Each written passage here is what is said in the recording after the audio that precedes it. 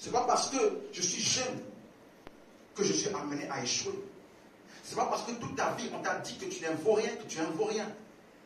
Parce que dès que quelqu'un n'est pas en Christ, il va te définir selon la chair. Et il y a beaucoup de personnes aujourd'hui, vous vous sentez souvent minimisé. Vous vous sentez souvent rien du tout parce que les gens autour de vous ne vous acceptent pas. Parce que les gens autour de vous vous définissent selon ce que leurs yeux voient. Ah, mais j'ai essayé un business, ça n'a pas marché. Ah, mais j'ai essayé ceci, ça n'a pas marché. Ce n'est pas parce que ça n'a pas marché que vous êtes appelé à échouer. Je vais dire à quelqu'un, personne ne te définit selon la chair. Quelles que soient les circonstances, c'est ce que Dieu dit que tu es là. C'est ça que tu es. Amen. Si Dieu dit que tu es fort, alors tu es fort. C'est pour ça que la Bible dit que le faible dise, je suis fort. Même si dans ma situation physique, je sens la faiblesse. Dans mon corps, je sens la faiblesse. Je vais quand même déclarer et dire que je suis fort. Parce que c'est ce que Dieu dit que je suis, indépendamment de ce que ma chair me montre. Alléluia. Donc lorsque nous sommes un chrétien qui avons reçu Jésus-Christ, il est important, primordial, de ne jamais se définir selon la chair. Parce que dès le moment que vous commencez à regarder vos circonstances, à regarder votre corps, à regarder comment votre vie est actuellement, vous allez faire l'erreur de croire que c'est ce que vous êtes. Pourtant, vous êtes devenu une nouvelle création. Alors, comment est-ce que nous reconnaissons cette nouvelle création, puisque ce n'est pas avec les yeux? C'est pour cela qu'on appelle cette personne à être en Christ. Pour connaître qui je suis, il faut que je regarde Jésus-Christ. Tout ce que je vois en Jésus-Christ est en moi. Tout ce que n'a pas pu vaincre Jésus ne peut pas me vaincre. Tout ce que Jésus-Christ n'a pas enduré, ou n'est pas, si Jésus-Christ n'a jamais été vaincu, je ne peux pas être vaincu parce que je suis en Christ. C'est ce genre de personnes-là, vous allez les voir, il y a des vents, des marées, des choses qui se passent dans leur vie. Quel que soit ce qui arrive, ils sont toujours debout. Ils ne bougent pas. Ils ne bougent pas. Les ouragans passent, les tempêtes passent, les vents passent, les marées passent, les ouragans, les torrents. Malgré tout ça, ils sont toujours debout. Vous vous demandez, mais comment ce gars l'a fait? Il n'est jamais déprimé, il n'est jamais stressé, il n'est jamais en bas. Toujours en haut. Pourquoi? Parce que quelles que soient les circonstances que la chair le montre, il ne fait que regarder ce que Christ a dit. Si Jésus-Christ a dit que je suis fort, alors je suis fort. Donc quel que soit ce qui vient en face de moi, ça ne va jamais pouvoir me vaincre. Alléluia. Si quelqu'un est en Christ, il ne se définit jamais selon la chair. Jamais. Jamais. Alléluia. Et comme tu comprends ça, c'est la raison pour laquelle la chose la plus importante pour un chrétien, s'il y a une chose que tu dois retenir de ce que je dis ce soir, c'est ces deux choses. Dans 1 Timothée chapitre 4, verset 2, on a lu tout à l'heure déjà, je ne vais pas revenir, je vais simplement dire le verset. Il dit, Dieu qui veut que tous les hommes soient sauvés. Mais après le salut là, il ne veut pas qu'il s'arrête au salut, parce qu'il dit, Dieu veut que tous les hommes soient sauvés et parviennent à la connaissance de la vérité. 1 Timothée chapitre 2 verset 4. Dieu veut. Donc la volonté de Dieu pour tout homme est en deux volets. Premièrement, que tu reçoives le salut. Mais après avoir reçu le salut là, il faut que tu parviennes à la connaissance de la vérité concernant le salut que tu as reçu. Parce que tu peux recevoir le salut et vivre comme quelqu'un qui n'a pas le salut. Vous savez qu'il y a des SDF aujourd'hui qui ne sont pas des SDF. Mais ils vivent comme des SDF parce qu'ils ne savent pas. Je vous donne un exemple. Il y a un groupe de 3 personnes. C'est 3 SDF. Mais parmi un des 3 là, il y a un que son père lui a laissé un héritage de millions de dollars. Mais comme il ne sait pas, on ne lui a pas informé. Il ne sait pas. Alors qu'est-ce qu'il fait? Il vient avec les SDF. Il dort avec eux. Il demande aussi l'argent comme eux. Pourquoi il fait comme ça? Parce qu'il ne sait pas qu'il a un héritage. Et beaucoup de chrétiens aujourd'hui, ils vivent comme des gens qui ne sont pas chrétiens. Les mêmes situations qui oppressent le monde arrivent à les oppresser.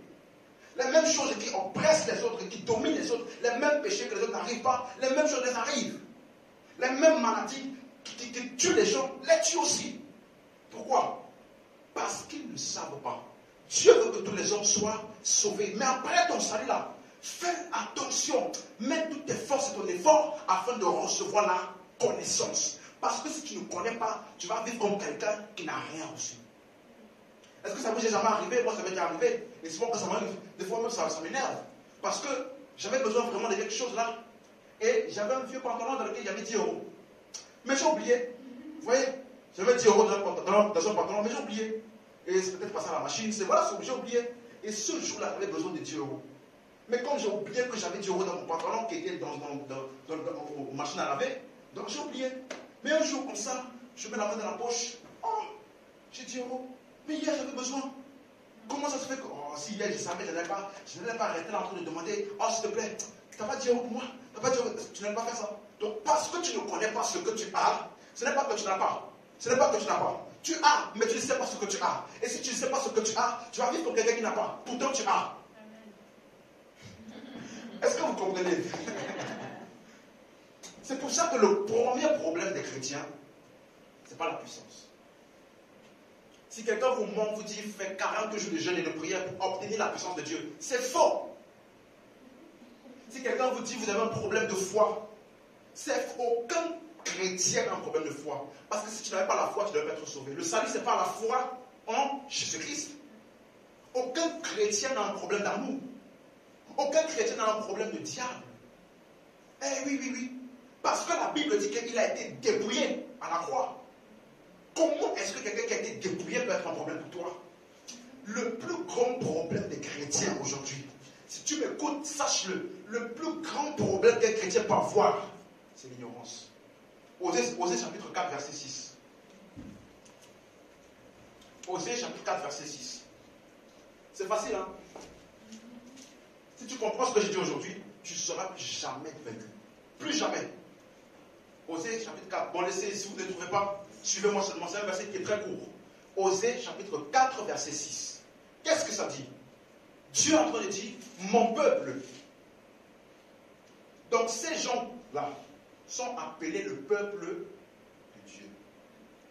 C'est les gens pour lesquels Jésus-Christ est mort. Il a dit, Dieu a tant aimé le monde qu'il a donné son Fils unique afin que quiconque croit en lui ne périsse pas. Mais dans Osée 4, verset 6, il dit, mon peuple périt. Pourtant, Jésus-Christ est mort pour eux afin qu'ils ne périssent pas. Mais eux, ils périssent. Il dit, mon peuple périt par faute de connaissance. Mon peuple périt par faute de connaissance. Le peuple de Dieu ne périt pas parce que les problèmes sont trop difficiles. Le peuple de Dieu ne périt pas parce que la maladie est trop forte. Le peuple de Dieu ne périt pas parce que les démons sont trop dangereux.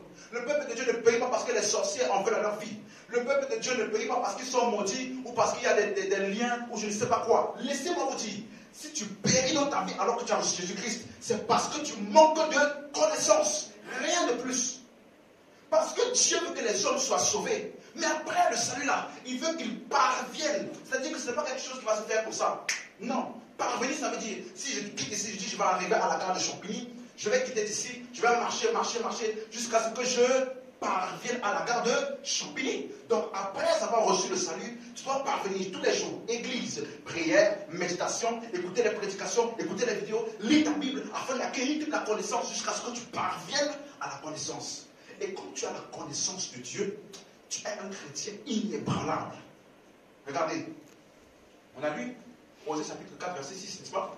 Qui dit que le peuple de Dieu périt faute de connaissance. Ok? Si quelqu'un vient vous dire, écoute mon frère, viens, je vais prier pour toi, parce que je suis en train de voir 5 esprits qui tourmentent ta vie. Quand je vais prier pour toi, les 5 esprits vont te lâcher. Tu vas voir comment tu vas commencer à prospérer. Dis-le, tu es un charlatan. Parce que si tu as reçu Jésus-Christ, il n'y a aucun diable qui existe sur la terre qui est capable de te détruire. Pourquoi? Parce qu'ils ont été dépouillés. Et nous avons été délivrés du royaume des ténèbres et transportés dans le royaume de Jésus-Christ. Comment je peux être dans le royaume de Jésus-Christ? Comment je peux être en Christ, en Jésus-Christ? Est-ce qu'en Jésus-Christ il y a les démons? Répondez-moi. Est-ce qu'en Jésus-Christ il y a les malédictions? Est-ce qu'en Jésus-Christ il y a les liens? Donc quels sont ces hôtels ou je ne sais pas quoi là qu'il faut encore briser en plus de ce que Jésus-Christ a fait? C'est seulement ce qu'on appelle l'ignorance. Il y a des gens qui ont la délivrance, ils sont déjà guéris, ils sont déjà bénis, mais ils vivent comme les gens qui ne sont pas bénis. Pourquoi? Mon peuple périt par faute de connaissance. Est-ce qu'on me suit? Deuxième chose, Daniel chapitre 11. Ne vous inquiétez pas de lire, je vais lire. Daniel chapitre 11, verset 32. Il dit ceci. Il fera pécher par flatterie ceux qui se porteront méchamment dans l'alliance. Daniel chapitre 11, verset 32. La version que je lis, c'est la version Martin. Donc, si vous avez la version Louis II ou la version Louis II 21 comme dans vos Bibles, ce n'est pas grave, ok? Suivez-moi, c'est parce que cette version, la Bible n'a pas été écrite en français ou en anglais.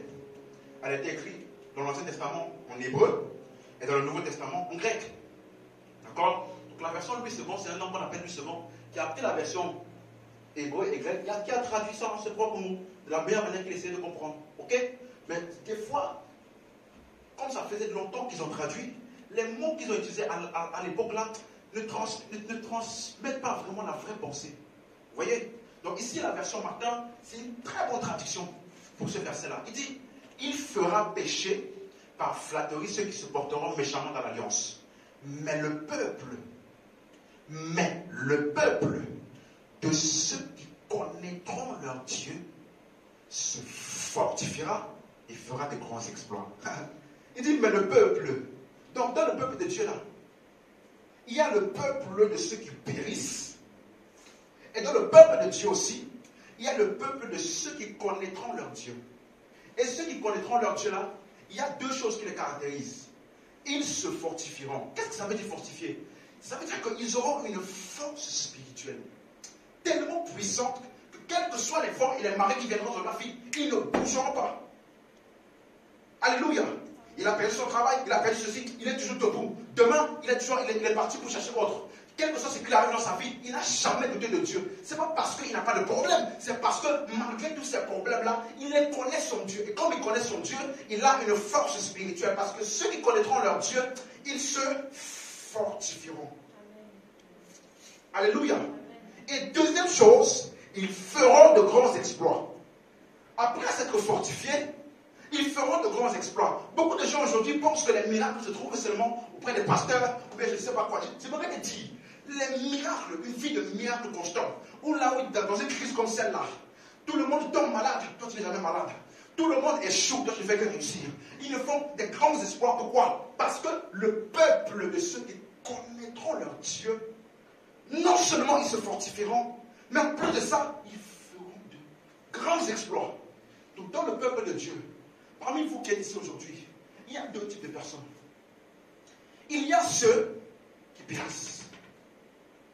Et il y a ceux qui non seulement sont forts, mais ils feront de grands exploits. Quelle est la différence entre les deux? Le peuple de ceux qui périssent, ils périssent par faute de connaissance. Le peuple de ceux qui sont fortifiés et font de grands exploits, c'est parce qu'ils connaissent leur Dieu. Donc la chose la plus importante après le salut qui est en Jésus-Christ, c'est la connaissance. C'est la connaissance. La chose pour laquelle tu dois soupirer, venir à l'église, chercher plus de Dieu, quelle que soit la richesse que tu peux avoir, quel que soit le succès que tu peux avoir, tant que tu n'as pas Jésus-Christ, tu es mort. Tu es mort spirituellement. Il y a des gens qui sont riches, des voitures, des maisons, mais ils sont morts. Pourquoi? Parce que la vie, ce n'est pas une chose. La vie, c'est une personne. La vie, ce n'est pas une chose. La vie, c'est une personne. Jésus a dit, je suis le chemin, la vérité et la vie. Si tu n'as pas Jésus, tu n'as pas la vie. Et si tu n'as pas la vie, tu as quoi? Donc tu peux être là, tu vas au travail tous les jours, tu dors, tu manges. Tant que tu n'as pas reçu Jésus-Christ en toi et que tu n'es pas en Christ, tu as la mort. Voilà pourquoi les démons, les esprits, les choses là te fatiguent. Mais le jour où tu rentres en Christ, il n'y a pas de malédiction. Quand je regarde autour de Christ, je ne vois pas de maladie. Quand je regarde autour de Christ, je ne vois pas de souffrance. Alors en Christ, j'ai la vie. Mais comme tu es venu en Christ là, assure-toi de connaître le Christ.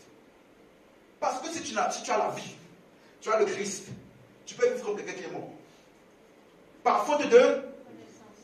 Ah, alors vous suivez. Alléluia. Est-ce qu'on me suit? Bien. Donc, c'est pour ça que, après le salut, la chose la plus importante qu'un chrétien doit avoir, c'est la connaissance de Jésus. Fais de ça ton objectif de vie. Je peux te dire avec toute humilité et toute assurance que la vie que tu mènes aujourd'hui est correctement, exactement proportionnelle à la connaissance que tu as de Jésus. Les gens qui font certains types de prières, ils exposent seulement leur ignorance de Jésus. C'est pour cela que c'est la connaissance de la vérité qui vous affranchira. La Bible dit, vous connaîtrez la vérité et la vérité vous affranchira. Il n'a pas dit on fera des prières de délivrance spéciales pour vous. Il n'a pas dit vous allez prier 5 heures, 8 heures de prière afin d'être délivré. Il n'a pas dit vous allez donner 5 000 € à l'église. Il n'a pas dit ça. Ce qui délivre quelqu'un, ce qui lui permet de vivre l'affranchissement, c'est la connaissance de la vérité. Et j'aimerais encore dire quelque chose. La vérité, ce n'est pas des informations, c'est une personne. La connaissance de la vérité dont il parle là, ce n'est pas Matthieu 5, 5, Matthieu 8, 8. Il n'a pas dit vous connaîtrez Matthieu 8, 8. Il a dit vous connaîtrez la vérité. Et la vérité là, c'est une personne. Jésus a dit, je suis le chemin, je suis la vérité et la vie. Le jour où Jésus-Christ est rentré dans ta vie, quels que soient les démons, les choses qui peuvent exister sur cette terre, il n'y a rien qui existe qui peut te dominer. Rien. Absolument rien. Si tu as encore dominé, c'est parce que tu es ignorant. Parce qu'un enfant, il peut voir un cafard, il va crier, il va pleurer. Bon, des fois même il y a des grandes personnes aussi qui crient, et on va des cafards, il va courir depuis. Mais quand il grandit, il dit, mais attends, j'ai des muscles, j'ai un corps, j'ai des pieds, c'est quoi ce cafard-là? Il part. Mais quand il était petit, il fuyait, non? Est-ce que le cafard a grossi? Non. Est-ce que le cafard a changé? Non. Rien n'a changé. Qu'est-ce qu'il a changé? Lui. Sa conscience de qui il est. Donc si tu es en Christ, tu es une nouvelle création. Mais si tu ne sais pas la nouvelle création que tu es là, tu vas vivre comme quelqu'un qui n'a pas le salut. Tu vas être soumis aux mêmes problèmes, les mêmes choses qui assujettissent les autres pour t'assujettir. Parce que mon peuple périt par faute de... Pas par faute de puissance. Pas par faute des démons. Pas par faute d'onction, je ne sais pas. Non. Et quand je dis qu'il faut connaître Jésus-Christ, je suis en train de finir, d'atterrir. Donc, je vais juste résumer tout ce que j'ai expliqué. Si quelqu'un est en Christ, la volonté de Dieu pour tous les hommes, c'est que tous les hommes soient sauvés. Qu'ils soient en Christ. Ok? Et j'ai expliqué qu'après être sauvé en Christ, pour vivre vraiment la puissance de Dieu et toutes ces choses-là, il faut avoir la connaissance de Jésus-Christ. Parce que ce n'est que lorsque tu connais Jésus, qu'en Jésus tu te vois. Vous savez que, j'ai donné cet exemple dernièrement à quelqu'un. Si depuis que tu étais petit, jusqu'à aujourd'hui, tu ne t'étais jamais regardé dans un miroir, tu n'allais jamais savoir à quoi tu ressembles. Vrai ou faux? Surtout les femmes, dites-moi, c'est vrai quoi? Si depuis que tu étais né, tu ne t'étais jamais vu dans un miroir, tu n'allais jamais savoir à quoi tu ressembles. Tu pouvais même passer dans la rue comme ça, il y a ta photo en grand. Tu te dis, ah, c'est qui ça? Il est beau, hein? Pourtant, c'est toi. Mais parce que tu ne t'es jamais regardé dans un miroir, parce que Dieu a créé l'homme ainsi, de telle sorte que la seule manière par laquelle toi, tu peux te connaître, toi, c'est à travers ton reflet dans un miroir. Et aujourd'hui, la nouvelle création que tu es, elle a un miroir spirituel. Ce miroir spirituel s'appelle Jésus-Christ. Tout ce que tu vois en Jésus, c'est ce qui est en toi. Si tu vois qu'en Jésus, tu n'es jamais malade, en fait, c'est parce que moi, j'ai la guérison. C'est pour cela que la Bible dit que voici les signes qui accompagneront ceux qui auront cru. Donc, ceux qui auront cru au Seigneur Jésus-Christ là, il y a des signes qui les accompagnent. Un de ces signes-là, en mon nom, ils chasseront les démons. Les gens du monde, eux, ils fuient les démons. Il y a un sorcier, j'ai rêvé, quelqu'un me poursuivait. Dès que tu es en Christ là, c'est toi qui les poursuis maintenant. C'est toi qui les chasses. Voici les signes qui accompagneront ceux qui auront cru. Oh mon nom, ils imposeront les mains aux malades et les malades seront guéris. Mais le jour où tu as reçu Jésus-Christ là, ta main n'a pas changé. Hein? Selon la chair, ta main reste la même. Mais selon ce que le miroir t'a montré, tu as la vie éternelle. La vie éternelle qui est la vie même de Dieu. Donc au lieu que, comme il y a Corona aujourd'hui, au lieu que je touche comme ça, et que c'est la maladie de la personne qui me contamine, non. C'est moi qui ai la guérison là qui va la contaminer avec ma guérison et elle sera guérie. Amen. Voici les signes qui accompagneront ceux qui auront cru. Mais si tu ne sais pas ça, c'est ce qui va se passer. Tu vas toucher. Hé, Seigneur, s'il te plaît, pardon, épargne-moi du corona. Épargne-moi du corona. Ça, c'est l'ignorance. Quand tu ne sais pas qui tu es, c'est parce que tu n'as pas pris le temps de te regarder où? Dans le miroir. Je vais encore prendre un exemple. Bon, j'ai une femme, donc je sais comment ça se passe. Vous voyez, souvent, si tu perds du temps devant le miroir, tu vas regarder vite fait. Ok, je suis pressé, je suis pressé. Tu regardes vite fait, après tu pars. Quand tu ne prends pas le temps de te regarder assez dans le miroir, c'est ce qui se passe. Pendant la journée, tu doutes. Je me sens pas bien aujourd'hui, franchement. Je n'ai pas pris le temps qu'il fallait.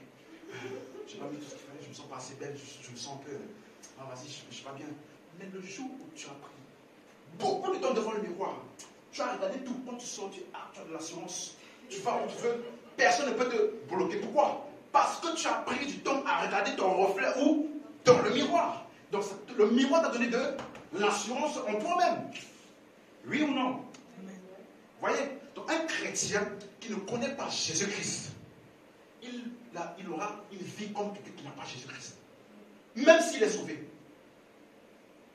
Alléluia. C'est pour ça que le prochain objectif de n'importe qui après le salut, c'est quoi? C'est la connaissance.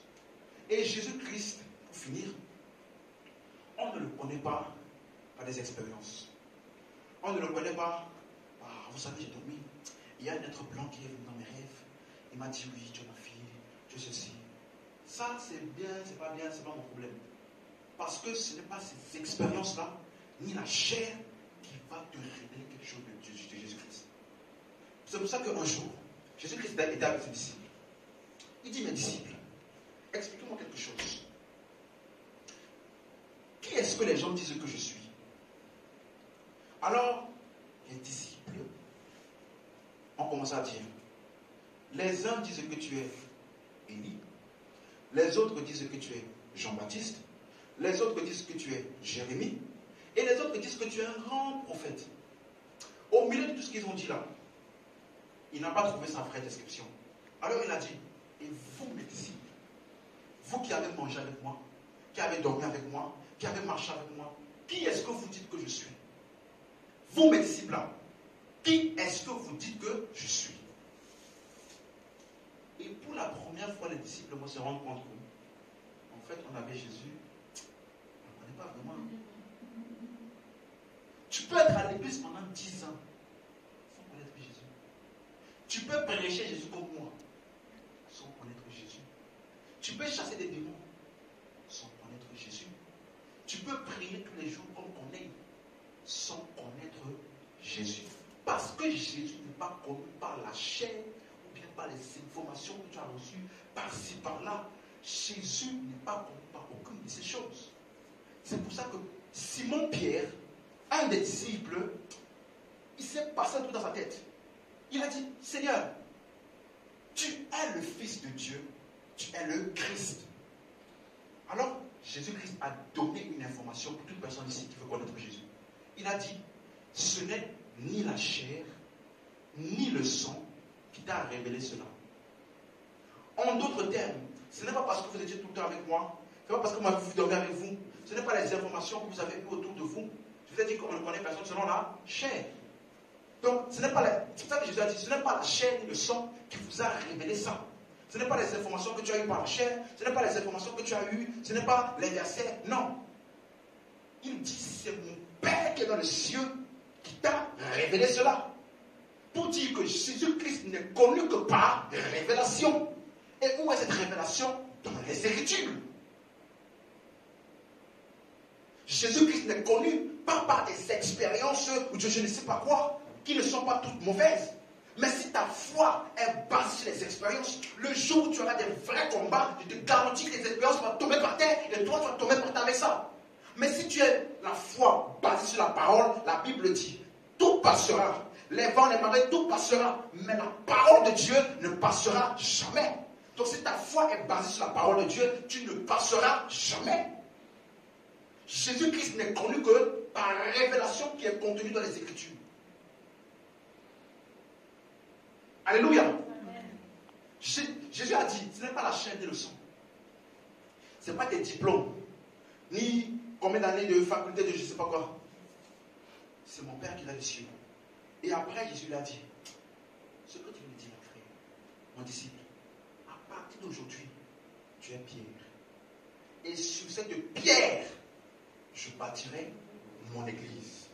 Donc, tant que Pierre n'avait pas eu la révélation de Jésus, il n'allait jamais savoir que lui, il est Pierre. C'est pour ça que je dis que quand tu es chrétien, la révélation que tu as de Jésus-Christ là, elle te permet de te connaître toi-même. Parce qu'il a découvert qu'il est Pierre, que le jour où il a découvert qui est Jésus. Il a dit, tu es Jésus-Christ, le Fils du Dieu vivant. Après avoir dit ça, Jésus lui a dit, ok, là, tu as pris le bon chemin. Tu n'as pas cherché les miracles, tu n'as pas cherché les bénédictions, tu n'as pas cherché, laisse-moi toucher Jésus pour voir. Jésus, marchons ensemble. Tu n'as pas cherché ça. Tu as eu la révélation du Père, de qui je suis. Et dans cette révélation de Jésus, tu as découvert qui tu es. Tu veux savoir pourquoi tu es sur la terre? Personne n'est sur la terre pour accompagner quelqu'un. Personne n'est sur la terre par hasard. Il y a un but précis pour ta venue sur la terre. Dieu a un plan précis pour chacun de nous. Mais tu ne vas jamais découvrir ce plan qui est spécifique à toi tant que tu n'as pas eu la révélation de Jésus. Parce que c'est dans cette révélation qu'est cachée toi-même ta personne. C'est pour ça que la mission première de l'Église, tout homme de Dieu qui existe sur la terre, la mission de l'Église, ce n'est pas les miracles. Parce que les marabouts font les miracles. Des vrais miracles. Les charlatans font les miracles. Les faux prophètes et les faux pasteurs font les miracles. Mais une chose que personne ne peut falsifier, c'est la révélation de Jésus-Christ. La mission de l'Église, c'est de communiquer à chacun d'entre vous la connaissance de Jésus. Parce que plus vous connaissez Jésus, plus vous connaissez Dieu. Plus vous connaissez Jésus, plus vous vous connaissez vous-même. Et plus vous vous connaissez vous-même, plus vous savez ce que vous avez.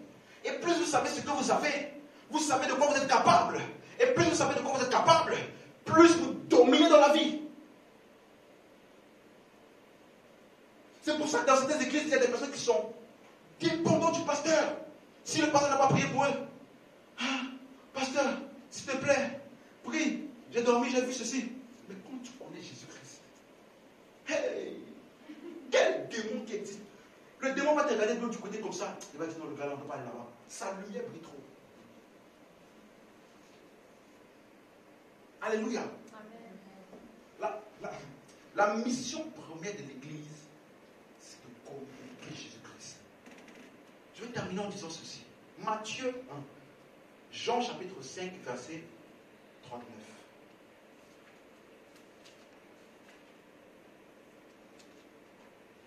Jean 5, 39.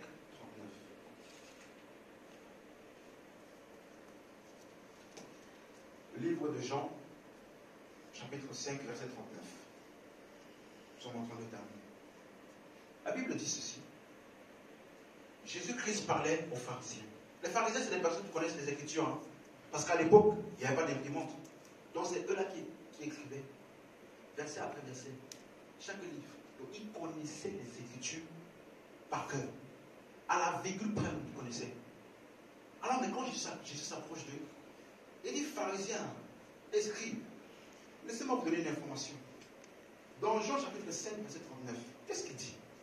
Il dit, vous sondez les Écritures parce que vous pensez avoir en elles la vie éternelle. Mais ce sont elles qui témoignent de moi. Les Écritures n'ont pas la vie éternelle. La Bible là n'a pas la vie éternelle. Parce que la vie éternelle, ce n'est pas une chose, c'est une personne. Et la Bible, c'est papier et encre. C'est pour ça qu'il leur dit, vous sondez les Écritures, parce que vous croyez que, en lisant les Écritures comme ça, là, vous allez avoir la vie éternelle. Non. Il dit, ce sont telles les Écritures-là qui témoignent de moi. Donc les Écritures ont un objectif de vous témoigner de Jésus-Christ. Le message des Écritures, la mission des Écritures, c'est de vous donner des évidences, de vous témoigner de Jésus-Christ. Donc quand je dis que la révélation de Jésus-Christ est dans les Écritures, chaque fois que tu lis la Bible, assure-toi d'avoir vu Jésus dans ce que tu as lu. Parce que les Écritures témoignent de Jésus. Les Écritures en elles-mêmes, elles n'ont pas de vie. Tu peux connaître tous les versets de Genèse jusqu'à Apocalypse. Si dans tous les versets que tu connais là, tu n'as pas la révélation de Jésus qui est cachée derrière chaque verset, tu ne connais rien. Voilà pourquoi les pharisiens, ils connaissaient les Écritures, mais lorsque Jésus-Christ, qui est la vie éternelle, est venu vers eux, ils ne l'ont pas reconnu. Il a dit, vous sondez les Écritures parce que vous croyez en vraiment la vie éternelle. Non, les Écritures là, elles témoignent de Jésus. Donc je lis ma Bible pour rencontrer Jésus. L'histoire de Moïse ne parle pas de Moïse.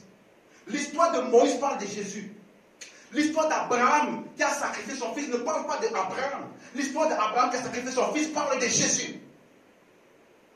Si tu ne sais pas ça, tu vas lire toutes les Écritures et tu vas penser que c'est de bonnes histoires avec de bonnes leçons et tu vas te tromper. Tu vas te tromper parce que beaucoup aujourd'hui dans l'église, on leur a mal enseigné les Écritures en dehors de Jésus. Ah, comme Abraham a sacrifié son fils, venez aussi sacrifier votre fils. Comme Abraham a sacrifié je ne sais pas quoi, vous aussi vous devez sacrifier. Parce que si tu lis cette histoire-là sans savoir que ça parle de Jésus, tu vas te faire manipuler. Je vais vous donner un exemple. Luc 24, verset 25. Ça, c'est un des passages clés de ma vie. Luc 24, verset 25.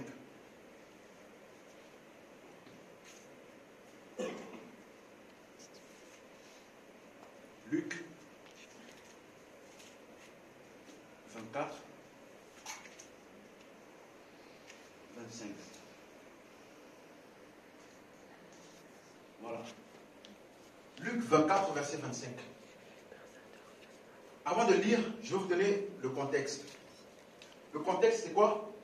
C'est Jésus, après qu'il soit mort et ressuscité, il y avait deux de ses disciples qui partaient à Emmaüs. Et en partant à Emmaüs, en fait, ces deux disciples-là étaient en train de parler de Jésus. Et Jésus leur a demandé, mais de quoi est-ce que vous parlez? De quoi exactement est-ce que vous parlez, vous, mes disciples? Alors ces disciples leur ont dit, oh, mais Jésus. Alors ils ont dit, oh, mais toi, oh. Ils ne savaient pas que c'était Jésus. Oh, toi, tu n'es pas au courant de ce qui s'est passé là-bas à Jérusalem? Tu ne sais pas qu'il y a un homme là-bas qu'on appelait Jésus qui est mort? Qu'il est mort, il est ressuscité? Non, pardon, qu'il est juste mort. Il dit, ne sais-tu pas qu'il y avait un homme là-bas à Jérusalem qui est mort? N'es-tu pas au courant de ça? Donc, ces disciples-là étaient en train de parler de Jésus à Jésus, sans connaître Jésus. Tu peux être à l'église, 15 ans, 20 ans, 100 ans même, sans connaître Jésus. Et la Bible dit, verset 25, Jésus leur dit, ô homme,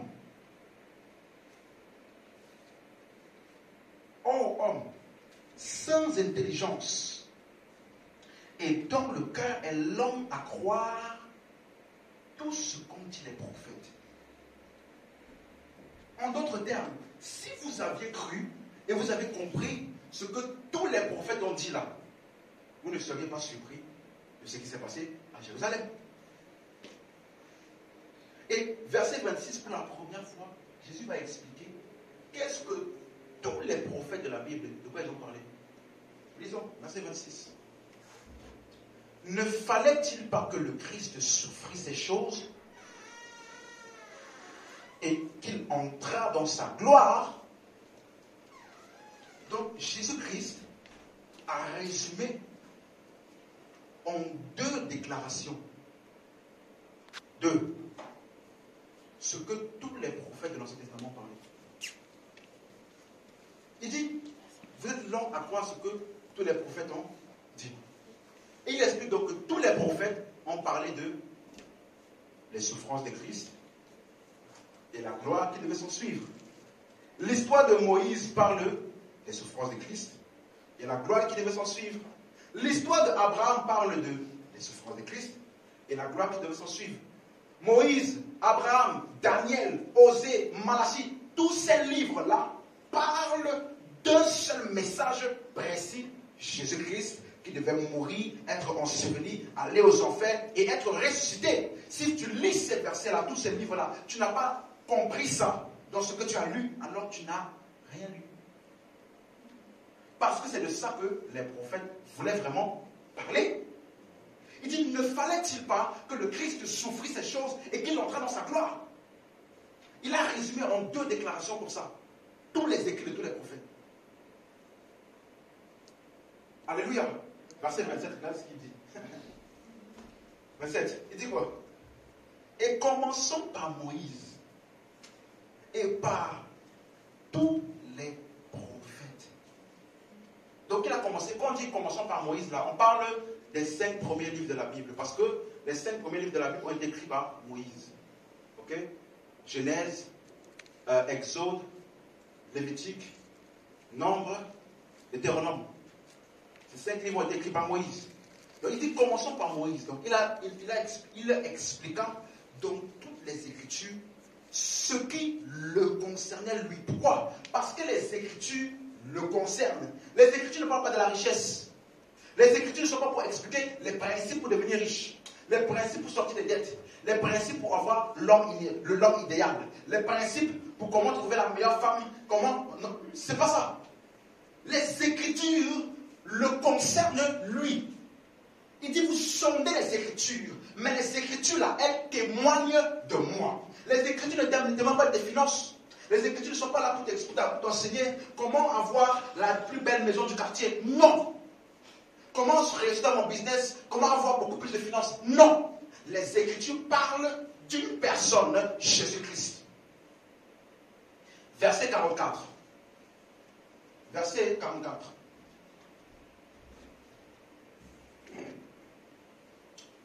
Puis il leur dit, c'est là ce que je vous disais lorsque j'étais encore avec vous. Est-ce qu'on me suit? Verset 44.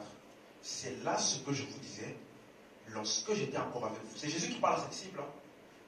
Il dit ceci, qu'il fallait que s'accomplisse tout ce qui est écrit de qui? De moi. Tout ce qui est écrit dans les Écritures parle de Jésus. Et dans la loi de Moïse, dans les prophètes et dans les psaumes. Donc même les psaumes, l'Éternel est mon berger, je ne manquerai de rien, ça parle de Jésus. La loi de Moïse parle de Jésus. Les prophètes, Malachie, Osée, Daniel, vous savez, beaucoup de personnes aujourd'hui, ils lisent l'Ancien Testament sans connaître Jésus. C'est pour ça que plein d'entre eux font des types de prières comme Élie.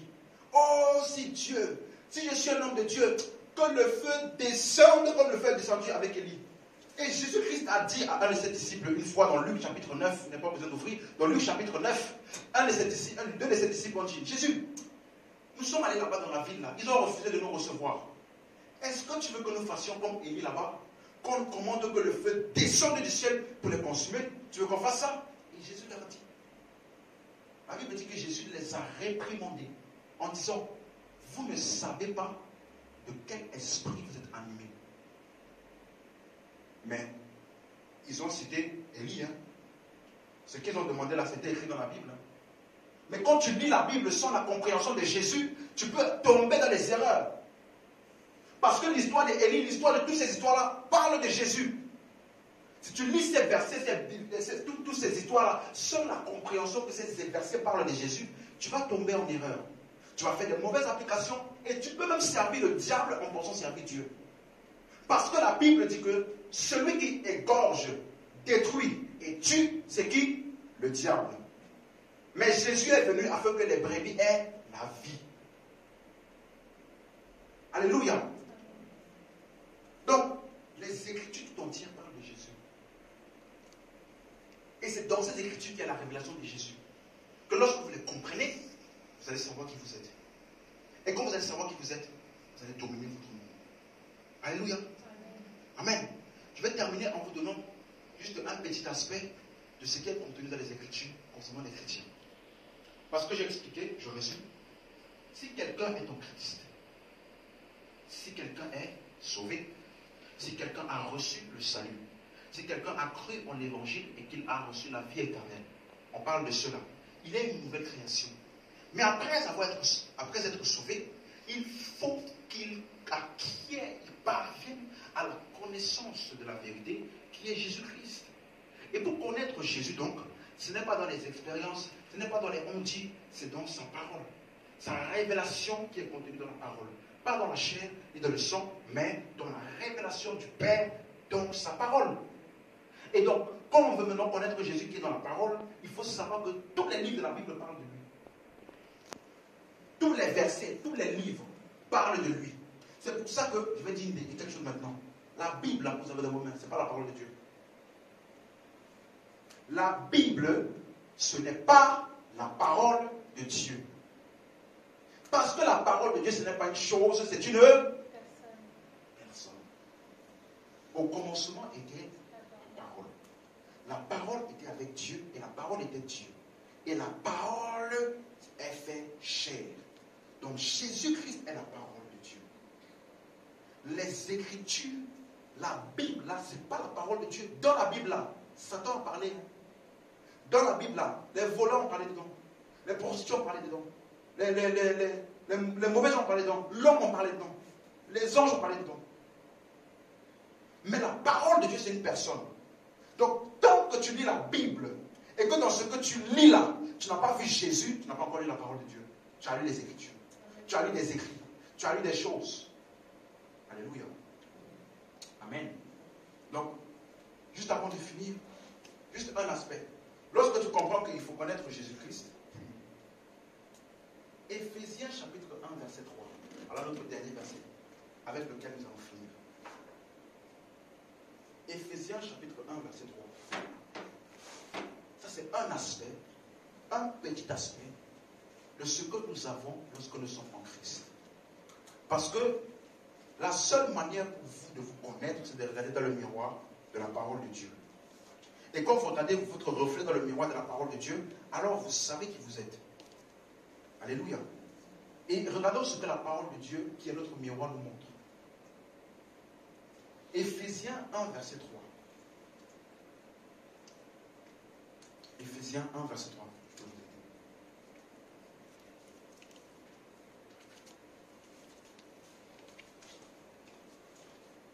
Éphésiens 1, verset 3. Qu'est-ce qu'il dit? Il dit, béni soit le Dieu de notre Seigneur Jésus-Christ, qui nous a bénis de toutes les bénédictions spirituelles dans les lieux célestes en Christ. Il dit, béni soit le Dieu de notre Seigneur Jésus-Christ, qui nous bénira. C'est ça? Il a dit qu'il nous bénira. Il nous a bénis. C'est passé, présent ou futur. C'est donc c'est. Il nous a bénis. Il n'a pas dit il vous bénit. Il n'a pas dit il vous bénira. Il a dit il nous a bénis. Pourquoi? Il a dit il nous a bénis de toutes les bénédictions spirituelles en Jésus-Christ. Il n'a pas dit il vous a béni ou alors il vous bénira parce que vous avez fait de bonnes actions. Il n'a pas dit il vous a béni parce que vous avez donné tel nombre de semences. Il n'a pas dit il vous a béni parce que vous êtes une bonne personne. Non. Il nous a bénis. Il nous a déjà bénis de toutes les bénédictions où? En Jésus-Christ. Le jour où quelqu'un est venu où? En Christ. Il est devenu une nouvelle création. Et une des caractéristiques de cette nouvelle création, c'est que cette nouvelle création, elle est bénie. Dis à ton voisin, je suis béni. Je suis béni.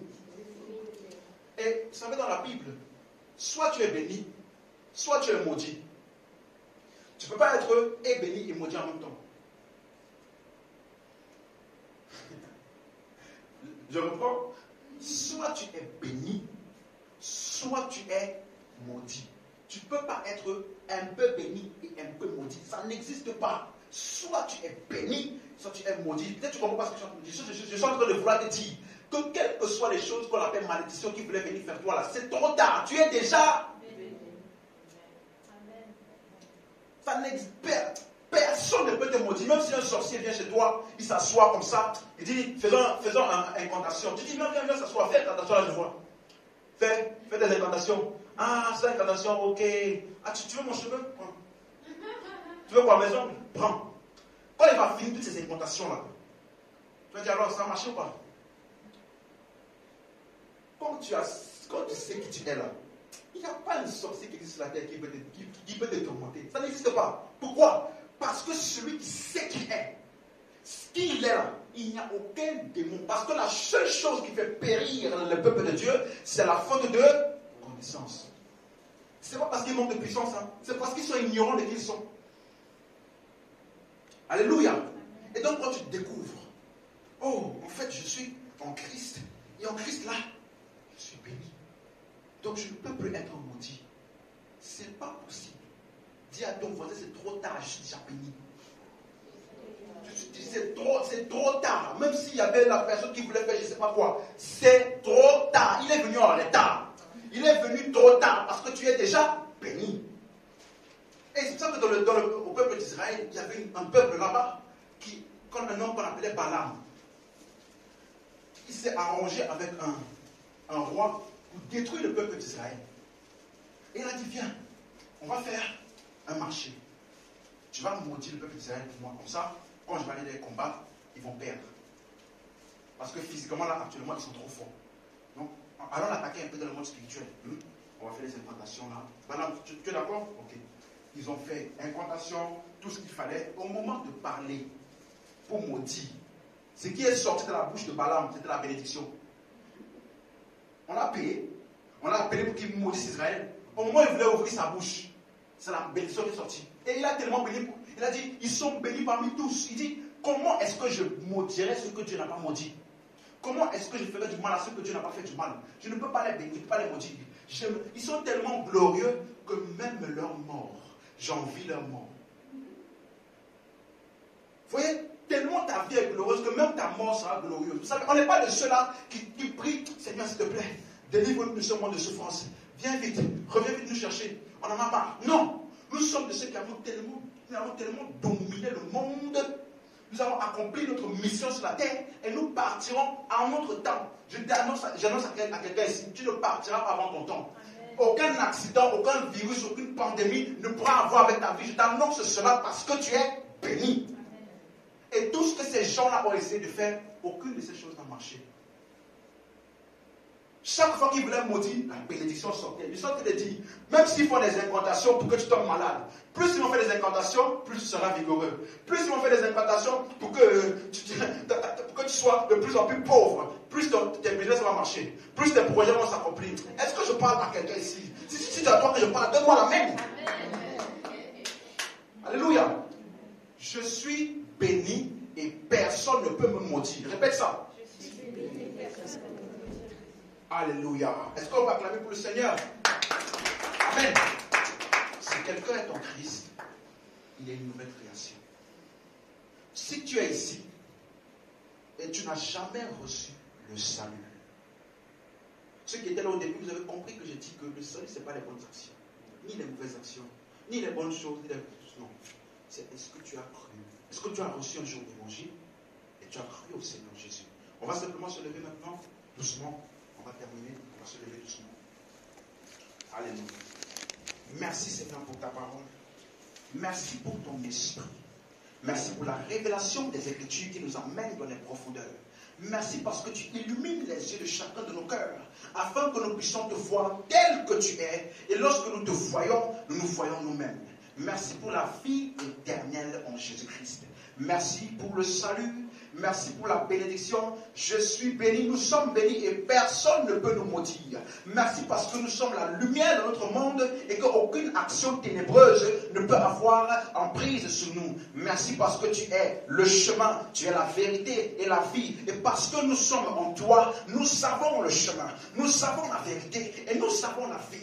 Aucune mort ne peut nous dominer, aucune mort. Je parle à quelqu'un ici, si tu étais malade, si tu avais une situation dans ta vie, si tu cherchais quelque chose, un blocage, un problème, une opposition, s'il y avait une situation dans laquelle tu avais besoin d'une intervention de Dieu actuelle, je t'annonce que par la puissance du Saint-Esprit qui est libéré dans ce lieu, tu es guéri, tu es béni, tu es changé, tu es transformé. Quelles que soient les choses que tu attendais de la part de Dieu, je t'annonce cet après-midi, par la puissance de Dieu, tu es transformé au nom de Jésus-Christ. Quels que soient les démons, les esprits maléfiques qui étaient venus dans ta vie par ignorance, au nom de Jésus-Christ, je commande et je déclare qu'ils partent de ta vie maintenant, au nom de Jésus-Christ de Nazareth. Quiconque écoute le son de ma voix, je t'annonce par la puissance de Dieu. Je parle sous autorité divine. Ce n'est pas ma voix, c'est ma voix, mais ce n'est pas ma voix. C'est la voix de Dieu qui est en train de parler maintenant. Quiconque écoute le son de ma voix, je t'annonce que tes finances vont être transformées. Je t'annonce que tu vas être délivré. Je t'annonce que tu as la vie. Je t'annonce que tu es béni. Je t'annonce que rien ne pourra te vaincre. Rien ne pourra t'abattre. Tu es plus que vainqueur en Jésus-Christ de Nazareth. Au nom puissant de Jésus-Christ de Nazareth. Commence maintenant à élever la voix là où tu es et commence à dire merci à Dieu pour la parole que tu as reçue. Commence à dire merci à Dieu pour son action dans ta vie. Élève la voix là où tu es et dis simplement merci. Élève la voix, élève la voix. Merci Seigneur pour la vie éternelle. Merci pour ta parole. Merci pour la révélation. Merci pour tout Seigneur.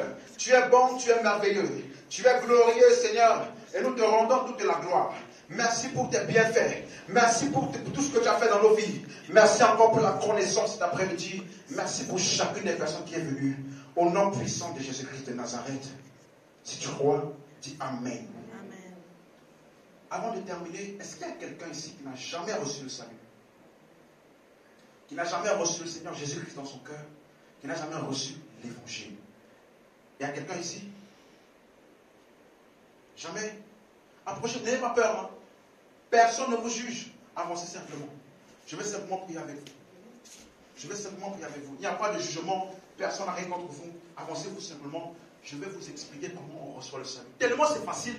C'est tellement facile qu'il s'agit juste d'une prière. Alléluia. La Bible dit ceci. Dans Romains chapitre 10, verset 9 à 10. Il dit, si tu confesses de ta bouche le Seigneur Jésus, si tu confesses de ta bouche le Seigneur Jésus, et que tu crois dans ton cœur que Dieu l'a ressuscité d'entre les morts, tu seras sauvé. Deux choses. Est-ce que vous croyez que le Seigneur Jésus est mort pour vous? Et que Dieu l'a ressuscité? Donc la seule chose qui vous manque, c'est confesser de sa bouche. Alléluia. Donc vous allez juste fermer vos yeux, vous allez répéter après moi. Seigneur Jésus, je t'accepte cet après-midi comme Seigneur et Sauveur de ma vie. À partir de maintenant, je suis sauvé parce que j'ai cru en toi. Merci parce que je suis une nouvelle créature. Les choses anciennes sont passées et toutes choses sont devenues nouvelles. À partir d'aujourd'hui, je suis un enfant de Dieu. J'ai la vie éternelle. Je suis sauvé. Amen. Est-ce qu'on peut acclamer le Seigneur? Amen. Écoutez-moi. Vous voyez comment c'est simple? Il n'y a pas besoin de 8 heures, 10 heures, 15 heures de prière, de jeûne. Non. Le salut est gratuit en Jésus-Christ. Et si aujourd'hui vous mourrez, vous irez au ciel. Et laissez-moi vous dire, on appelle ça la vie éternelle. On n'appelle pas ça la vie temporaire. Donc ce n'est pas dépendant de vos erreurs, de vos failles, de vos péchés. Quelque chose que vous allez faire aujourd'hui. La vie là est éternelle. Donc vos erreurs, vos péchés ne peuvent plus enlever ce que vous avez déjà reçu en vous, qui est la vie éternelle. C'est éternel. Alléluia. C'est pour ça qu'il a dit celui qui a cru n'est point jugé. Mais celui qui n'a pas cru, il est déjà jugé. Parce qu'il n'a pas cru au Fils de Dieu. Mais vous, vous avez cru. Vous êtes une nouvelle création et vous avez Jésus-Christ dans votre cœur. À partir d'aujourd'hui, vous êtes en Christ. Alléluia. Est-ce qu'on peut acclamer le Seigneur pour eux? Soyez vraiment bénis. À la fin, si vous voulez, on va discuter. Parce qu'après le salut, il faut acquérir maintenant la connaissance. Alléluia. Amen. Vous pouvez regarder vos places. Soyez bénis. Juste avant de finir, si vous avez prévu une offrande, et j'aimerais juste dire, dans cette église, nous prêchons la parole de Dieu. Alléluia. Il n'y a pas de condition ou de manipulation contre nos personnes. Si vous ne donnez pas, vous ne serez pas béni. Il faut donner la dîme, il faut donner ceci. Non. Dans le Nouveau Testament, nous donnons libéralement. La Bible dit que chacun donne en fonction de ce qu'il a décidé dans son cœur. Parce que Dieu aime celui qui donne avec joie, sans contrainte. Ça, c'est l'évangile de la Nouvelle Alliance. Dans l'Ancienne Alliance, il y avait beaucoup de conditions. Dans la Nouvelle Alliance, nous ne donnons pas pour être bénis. Nous donnons parce que nous avons déjà été bénis. Et en reconnaissance de la bénédiction que Dieu nous a donnée, alors nous donnons. Alléluia. Et nous donnons également pour soutenir l'œuvre de Dieu. Parce que ce que nous faisons aujourd'hui, ce n'est pas gratuit. Vous voyez, la salle, tout ce que nous faisons, nous payons le matériel, tout ça, ce n'est pas gratuit. Donc, donnez chacun sans contrainte en fonction de ce que Dieu a mis dans votre cœur. Si vous n'avez pas, ne vous sentez pas non plus mal, vous êtes déjà béni. Quand vous donnez, que vous ne donnez pas, Dieu vous a béni. Et si vous n'avez pas, laissez-moi vous dire, parce que vous êtes ici ce soir, Dieu va vous visiter d'une manière extraordinaire dans vos finances, et la prochaine fois, vous saurez vous donner. Amen. Soyez abondamment bénis. Vous pouvez vous avancer, vous avez quelque chose à donner, vous donnez, sinon, Dieu vous bénisse. Alléluia. Amen. Alléluia. Amen. Amen. Alléluia.